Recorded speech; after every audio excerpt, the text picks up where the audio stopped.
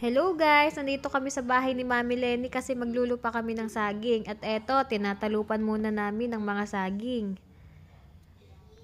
At ayan na nga po ang finished product. Magbayo. At una, mga balat daw muna para hindi dumikit yung mga Ay, ano siya dyan, mabilis mo magbayo. Sa lupakan, balat daw muna bago yung saging. At eto na nga po, inukutay-utay na namin yung saging. Sabi ko, Ano? Nung ako'y turuan. At yan, utay-utay na namin inilalagay kasi dapat daw dahan-dahan.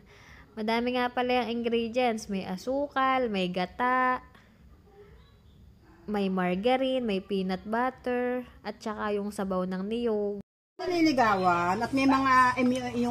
Hindi yung isa, yung Love quarrel. hindi, yung nadidevelop ang tawag doon. Emyo!